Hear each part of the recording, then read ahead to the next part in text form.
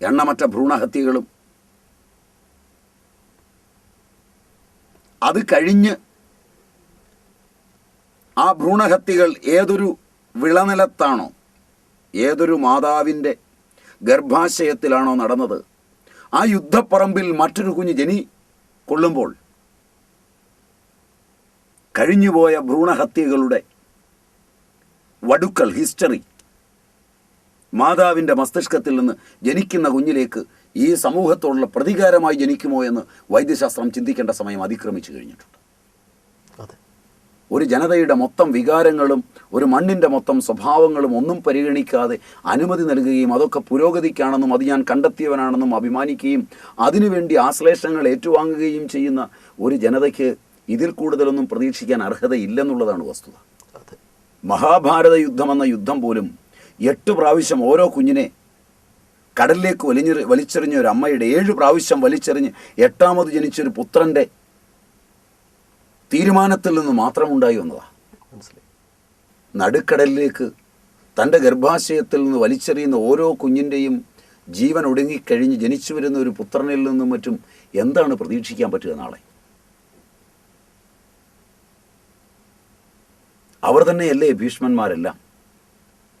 അവരുടെ എല്ലാം ജീവിതം ഭീഷണവും ദാരുണവുമായിരിക്കില്ലേ?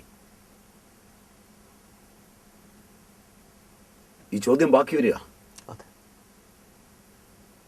അങ്ങനെയാണെങ്കിൽ വ്യവസ്ഥാപിതമായ രീതിയിൽ ഗർഭാധാനവും പുംസവനവും സീമന്തവും ഒക്കെ കഴിഞ്ഞു വന്ന തലമുറയിൽ കാണാത്ത ദുര്യോഗങ്ങൾ അത്രയും ഇന്ന് കാണുന്നുണ്ടെങ്കിൽ മാതാപിതാക്കൾക്കും നിയമവ്യവസ്ഥകൾക്കും ഒന്നും ഇതിൽ നിന്ന് മാറി നിൽക്കാനാവില്ല. ഒരിക്കലും പറ്റില്ല.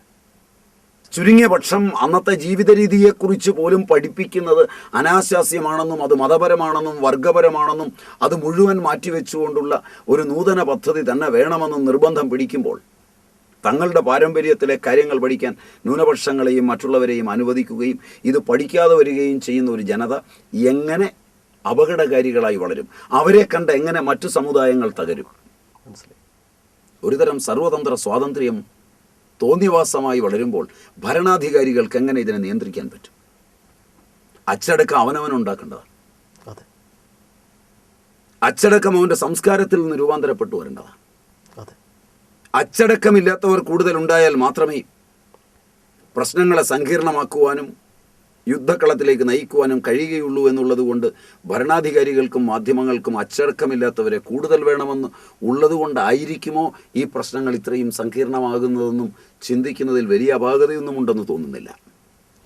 ഒരുവൻ അവൻ്റെ ബിസിനസ് പൊളിഞ്ഞു കഴിയുമ്പോൾ, അവൻ്റെ ഭാര്യ മരിച്ചു കഴിയുമ്പോൾ, അവനെല്ലാമായ ഭാര്യ മരിച്ചു കഴിയുമ്പോൾ, എല്ലാമായ അമ്മ മരിച്ചു കഴിയുമ്പോഴൊക്കെ സന്യസിക്കും. ഇത് എഴുതി വെച്ചിട്ടുണ്ട്, ഞാൻ ഉണ്ടാക്കി പറയുന്നതല്ല.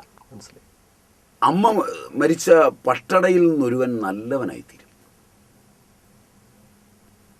എന്തെല്ലാം അസംബന്ധങ്ങളുണ്ടെങ്കിലും അവന് ശരിയായ വിരാഗത വരും. അവൻ്റെ ഏറ്റവും പ്രിയപ്പെട്ട അമ്മ മരിക്കുന്ന ചടങ്ങ് പങ്കെടുത്തു കഴിഞ്ഞാൽ എൻ്റെ സ്വഭാവം, ശീലം എല്ലാം നന്നാവും.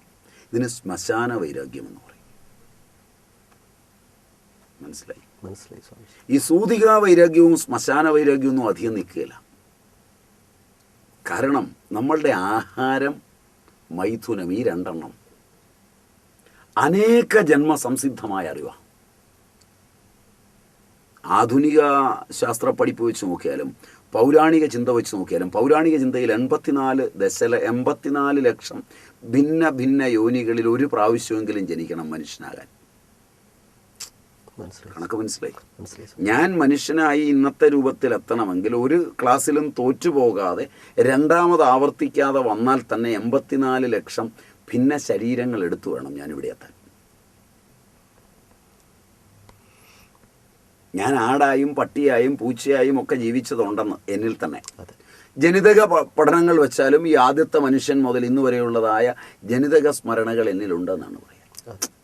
മനസ്സിലായി? ഇത്രയും ജനിതക സ്മരണകളിൽ എൻ്റെ അച്ഛനും അമ്മയും ഇണചേർന്നിട്ട് അതിൽ നിന്നാണ് ഞാൻ ഉണ്ടായതെങ്കിൽ ഇണചേരുക എന്ന പ്രക്രിയയുടെ ഒരു ബീജാവാപം എൻ്റെ ബോധസീമയിലുണ്ട് എപ്പോഴും. അതിന് കോളേജിൽ പോയി പഠിക്കണ്ട. പ്രായപൂർത്തി എത്തുമ്പോൾ അതിനായുള്ള തൃഷ്ണ വരികയും അത് ചെയ്യാൻ പോവുകയും ചെയ്യുമെന്ന് ആദ്യം സന്യാസിയും ഗൃഹസ്ഥനും ബ്രഹ്മചാരിയും വാനപ്രസ്ഥനും ഭരണാധികാരിയും നിയമവ്യവസ്ഥയും ആദ്യം തിരിച്ചറിയണം. എനിക്കങ്ങനെ ഉണ്ടാവില്ല എന്ന് ആദ്യം നടിക്കരുത്. അതെ, അങ്ങനെ പറഞ്ഞാൽ തന്നെ അതൊരു ഒരു പരമ്പര വിരുദ്ധം. പിന്നെ ഞാൻ ജന്മനാ സന്യാസിയാണ്, എനിക്ക് അത്തരം വൈകാരിക തലങ്ങളൊന്നും വരില്ല എന്നൊന്നും ആദ്യം കയറി പറയരുത്. ഇതവിടെ കിടക്കുമ്പോൾ അമ്മ മരിച്ചതിൻ്റെയോ ഭാര്യ പ്രസവിച്ചതിൻ്റെയോ പേരിൽ ഒരു വിരാഗത ഉണ്ടായി അങ്ങ് ഓടിപ്പോയാൽ വേറൊരാളെ കാണുമ്പോൾ ഈ വികാരം നാളെ ഉണ്ടായിക്കൂടുന്നില്ല.